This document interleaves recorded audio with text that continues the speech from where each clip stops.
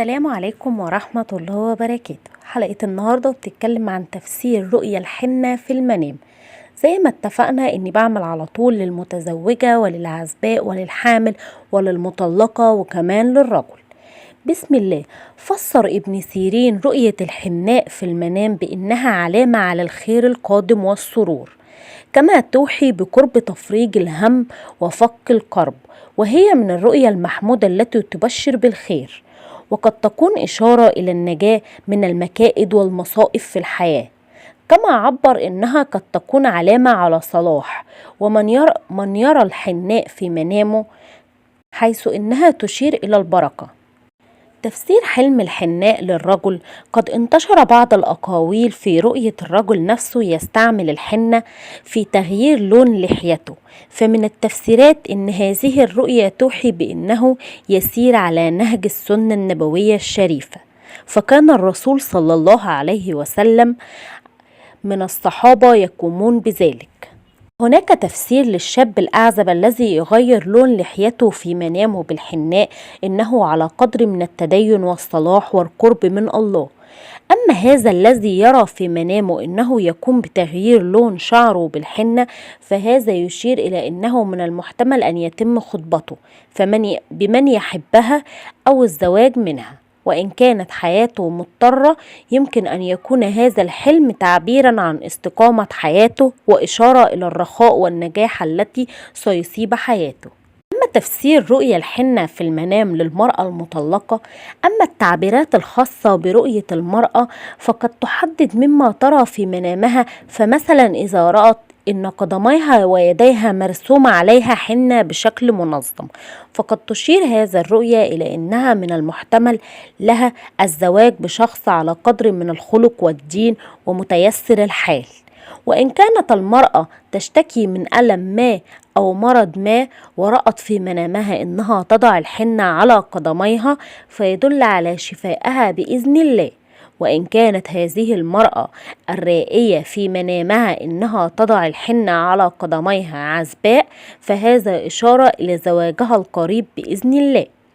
أما إن كانت الرائية لهذه الرؤية متزوجة ثم طلقت بالفعل ولكن قد تعطل حملها أثناء زواجها، فربما تشير هذه الرؤية إلى قدوم الخير لها وزواجها مرة أخرى، وبشرى بالإنجاب إن شاء الله. أما المرأة التي ترى في منامها إنها تقوم بوضع الحنة وترسمها على اليد اليمنى، فهذا قد يشير إلى أن حظها السعيد وربما إلى الخير الوفير القادم لها. تفسير رؤية اليد المغمورة بالحنة في المنام للمرأة: لا شك أن رؤية الحنة في المنام قد توحي بالخير والفرح، فسيفسر الرؤية تفصيلها التي تتذكرها الرائية. فلو كانت قد رأت أن يديها مغموستان في الحناء أو مرسومة عليها بها، فقد تدل على مدى قربها من المولى عز وجل. أما في حالة إنها ترى إنها تقوم بنزع الحنة من يديها، فهذا قد يدل على إنها قد تتبع طريق الشهوات وتبتعد عن الله وتنجذب إلى الفتن والمعاصي.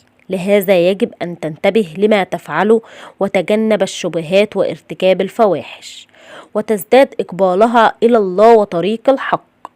أما عن العزباء التي تحلم بأنها تغير لون شعرها بالحنة، فهذا يدل على أنها تقع في غراء أحد الرجال وتريد الزواج منه، وفسر بأن هذه الرؤية دلالة على بشرى لها بتحقيق ما تتمناه. أما إن كانت من الفتيات أصحاب الطموح والأحلام وتطمح إلى الحصول على منصب راقي أو وظيفة الأحلام أو التفوق والنجاح بصفة عامة، فإن رؤيتها للحنة في منامها دليل أو إشارة بتكليل سعيها بالنجاح والتفوق والوصول إلى ما تسعى إليه. تفسير رؤية الحنة في منام المتزوجة: قد يتغير التفسير في حالة المتزوجة عن في حالة العزباء، ففي هذا الحالة قد تشير رؤية تلوين الشعر بالحنة للمرأة المتزوجة إلى اكتئاب يصاحب حياتها الزوجية أو كثرة العقبات التي تواجهها، ولذلك تكون في حاجة بلغة للتقرب من الله والدعاء بكشف السوء. وإن كانت هذه المرأة تعاني من مشكلة الإنجاب، فقد تكون الرؤية حاملة للخير والبشرى على عكس الرؤية السابقة تماما. لذلك قد قدمنا بتوضيح أن حالة الرائي وتفصيل الرؤية هي التي تحدد التفسير بشكل عام. وتفسير رؤية الحنة في منام المرأة الحامل، تكاثرت التأويلات عن رؤية المرأة الحامل للحنة في منامها، فمن هذه التأويلات ما يوحى بالخير ومنها ما يكون على العكس تماما. وقد تؤكد التفاصيل إن كان المنام به خير أو يحمل شر لها، فإن رأت إنها تلون شعرها مستخدمة الحنة في ذلك، فقد تشير هذه الرؤية إلى الخير الذي سيصيبها، فيعني هذا إن عملية الولادة ستتم بصورة جيدة لا مشكلة بها، وستكون بخير هي ومولودها بإذن الله. ولكن إذا رأت نفسها تقوم بنزع الحنة من رأسها، فقد تشير هذه الرؤية إلى معاناتها من مشكلات قادمة بينها وبين زوجها أو أهلها، وربما تكون هذه المشكلات والعقبات التي تواجهها تكون في حملها، فعليها كثرة الدعاء وأخذ جميع الاحتياطات اللازمة لسلامتها ولسلامة حملها وللجنين.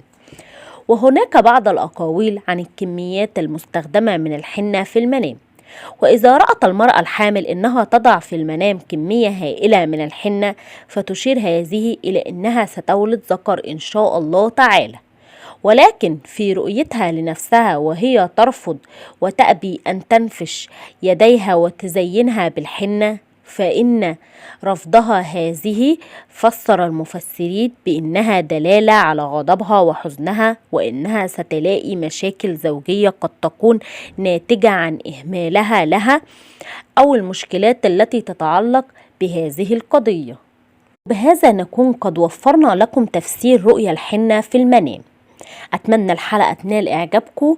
ما تنسوش أهم حاجة تدعموني باللايك والاشتراك في القناة. السلام عليكم ورحمة الله وبركاته.